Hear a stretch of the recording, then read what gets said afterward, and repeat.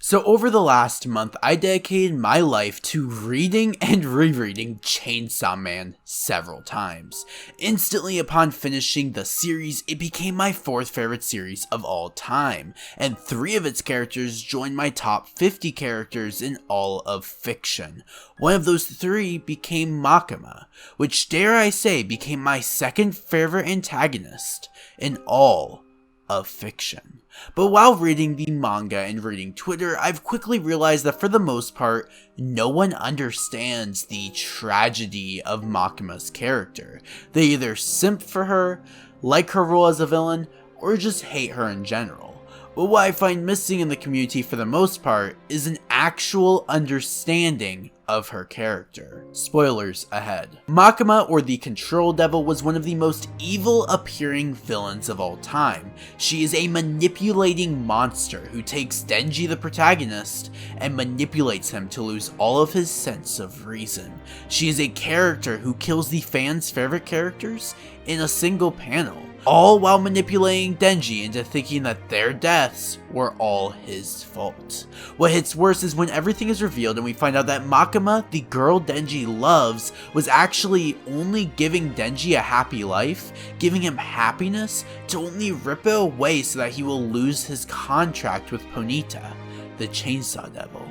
And from that perspective, yes, I agree, Makima is an evil witch, but we need to take a look at her character and her reasons for doing what she did. What is Makima's perspective? Is she just a one-dimensional villain, or is she secretly one of the most tragic and complex villains in manga? Morality is not white nor black, oftentimes it's a gray mixture, and as such, so is Makima. Makima is the Control Devil, meaning she is the embodiment of the fear of being controlled and being manipulated. This means that she loves manipulating people, however she is slightly conflicted by this.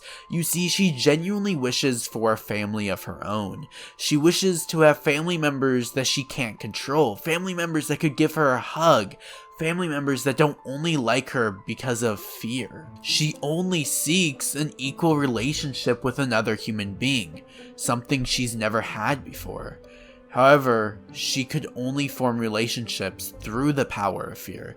It was her instincts as a devil that made her unable to have what she longed for. She wished to create the kind of world that would allow this kind of relationship. She wished to exterminate all the devils. However, as the manga suggests, she went about this in the wrong way. We eventually learn that in her opinion, she is not a bad devil by any means. Most of the time in fiction, villains tend to view themselves as these evil beings.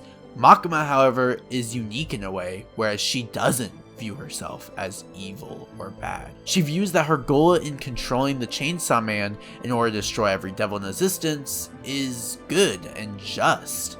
In a sense, she wants to create a world where no one has fear, which is fine, but her reasoning behind this is revealed in one sentence in chapter 97, said by Kishibe. If we leave her with the government and let them raise her, odds are she'll turn out just like Makima again.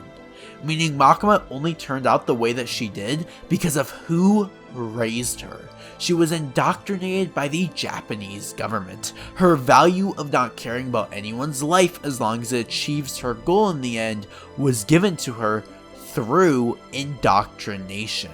Makima's actions are understandable from that perspective. She has an instinct to want to control people, but at the same time she was raised in a system to give her this corrupt perspective on life. And I mean, you can see this instinct to control from chapter 1, as the zombie devil in all actuality is being controlled by Makima in that very moment. Makima has a goal and a dream, to make a world that is a paradise, a world in which she can be loved without instituting fear. While this doesn't excuse any of Makima's actions, you can truly see the tragedy inside of her character. She is someone who's lived lifetimes, but has never truly experienced love. She is someone who was raised in an indoctrinating environment. She is somebody who just wants to live in a better world. And I think it's these things that make her actions that appear cold truly have more meaning. She is cool. She is a badass. She is a monster. but she is also a tragic character that only wants a better world. However, the means to reach this better world that she has imagined are not the right way to go about it. If she just hurt devils, her character might be understandable in the sense that she doesn't view devils as actual people and views their lives as insignificant. After all, she wants to destroy every devil in existence besides the chainsaw devil.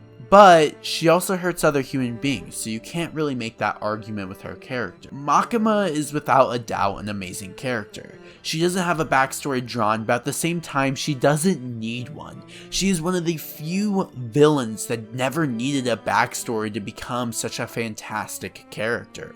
In the few dialogues where we see Makima not acting but being herself, we learn her character in a heartbeat. One of the best examples is when she's looking at a movie and she wants to destroy every movie that isn't good one day. You can take that example that she gave Denji and see that as foreshadowing for her actual character goal in all reality. And with one of the best twists in manga that was foreshadowed since chapter 1, Makima takes either second or third place for my favorite villain of all time. The only three that I could see being her in any capacity would be Aizen and Ukiura from Bleach, Miriam from Hunter x Hunter. The thing that makes Makima especially scary is the fact that there are Makimas in real life. There are individuals that pretend to be different people. Individuals that will easily be able to manipulate anyone to get their way. Individuals who are controlling manipulative people hiding in plain sight.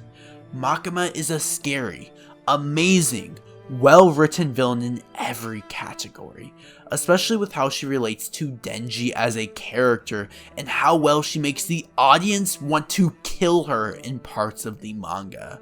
Fujimoto is truly a genius with how he made Makima's character, the Control Devil. Thank you guys so much for watching today's video. This video was a ton of fun to make. I love Chainsaw Man and I love discussing Chainsaw Man for what it is as a series. If you guys enjoyed Chainsaw Man 2, consider smashing that like button, hitting that subscribe button, and turning on post notifications. This is a video I wanted to make for a while, but I've been busy with school, so I haven't gotten the chance, sadly. But the script's been written for weeks.